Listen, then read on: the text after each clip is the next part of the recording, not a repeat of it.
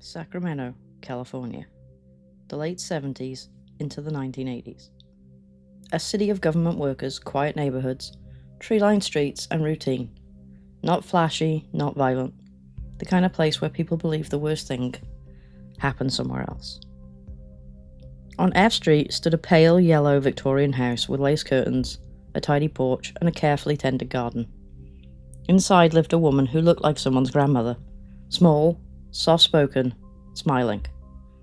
Her name was Dorothea Puente, and beneath her garden were bodies. Welcome to Hunted and Haunted Evidence and Echoes. I'm Corey, and in Hunted episodes we tell the stories of people who were preyed upon by those who hid behind trust, familiarity, and kindness. Today's story is about a woman who didn't need brute strength or public violence. She needed patience, and a system that didn't care enough to look closely. Sacramento in the 70s and 80s was steady. It was government offices, modest homes, and a city that went to bed early. This wasn't LA, and it wasn't San Francisco. Crime existed, but it wasn't loud. And that mattered, because Dorothea Puente didn't stand out. She blended in perfectly. Dorothea Helen Gray was born in 1929. Her childhood was marked by neglect, abuse, and instability. As a young girl, she suffered a serious head injury, something later speculated about but never accepted as an explanation or excuse. As an adult, Dorothea drifted. Multiple marriages, multiple aliases, and a long paper trail of fraud, forgery, and theft.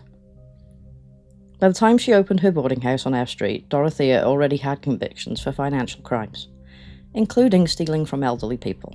And yet, she was still allowed to house the elderly and disabled anyway. Dorothea presented herself as a caretaker. She welcomed people no one else wanted to deal with. The elderly, disabled, mentally ill, and the unhoused. She helped them apply for Social Security and disability benefits. And then she helped herself to their money. Once she controlled their checks, they were no longer useful. Officially, Dorothea Puente was convicted of 3 murders. But 7 bodies were recovered from her backyard. And investigators believe the true number may be 9, 12, 15, or more. No one knows exactly how many people disappeared through her house, because many had no one left to ask where they'd gone. Known victims include Ruth Monroe, Everson Gilmouth, Leona Carpenter, James Gallup, Vera Faye Martin, Alvaro Montoya, and Benjamin Fink. They weren't killed in a frenzy, they were erased. Benjamin Fink was a gentleman. He was developmentally disabled and struggled to live independently. When he moved into Dorothea Puente's house, he was supposed to be stable. It was supposed to be stability. A roof, meals, help managing daily life. Dorothea took over his Social Security benefits, and then Benjamin disappeared. But his checks didn't. Month after month they were cashed, signed, deposited. When police began asking questions, Dorothea claimed Benjamin had moved out, that he'd gone somewhere else. He hadn't. Benjamin Fink was buried in Dorothea Puente's backyard, wrapped in plastic, hidden beneath the garden she tended to every day. Investigators believe that Dorothea used poison and sedatives. Victims were often heavily medicated, groggy, confused, and dependent. She controlled their food, their pills, their routines. Some died quietly in their beds. Others were helped along. Neighbors noticed things, the smell, a sick, rotting odor drifting from the yard.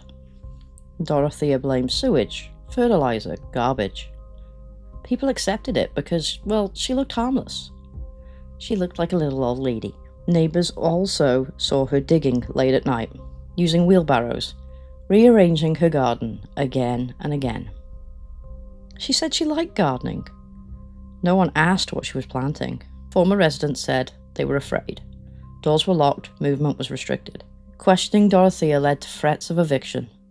And for people with nowhere else to go, fear was survival. Social workers noticed residents disappearing. Checks kept getting cashed. Dorothea was questioned more than once. And every time she talked her way out. Because the people vanishing didn't matter enough. Dorothea didn't slip through the cracks. She lived inside them. In 1988, police investigated the disappearance of Benjamin Fink. They arrived at the house on F Street with a search warrant. Dorothea offered them coffee, and then she asked if she could run an errand, and they let her leave. She never came back. Days later, Dorothea Puente was arrested in Los Angeles, sitting calmly at a motel bar ordering drinks. as if nothing had happened. When police returned to the house and began digging, they found the truth. Body after body, shallow graves, wrapped in trash bags and blankets. A garden built on stolen lives. One investigator later described the home as a graveyard disguised as a home. Dorothea Puente's trial stretched on for months, beginning in late 1992 and concluding in 1993. Jurors listened to testimony about missing residents, forged checks, exhumed bodies, and a backyard that told a story Dorothea never could. The prosecution built its case not on spectacle, but on patterns, paper trails, and the silence left behind by people who never walked out of that house. Dorothea denied responsibility until the end. She blamed others, former boarders, unidentified men, anyone but herself. A 12-member jury didn't believe her. They convicted Dorothea Puente of 3 murders, and she was sentenced to life in prison without the possibility of parole. Her victims never got justice equal to what was taken from them. Dorothea died in prison in 2011. Dorothea Puente didn't stalk victims. She waited for them to arrive. She smiled, fed them, took their money, and then buried them where no one thought to look. She wasn't clever, she was enabled. Dorothea didn't kill people who were loved less, she killed people who were protected less. If you or someone you love depends on others for care, housing, financial assistance, ask questions, stay connected, and trust your instincts when something feels wrong. I'm Corey, and this has been Hunted and Haunted Evidence and Echoes. We'll see you next time.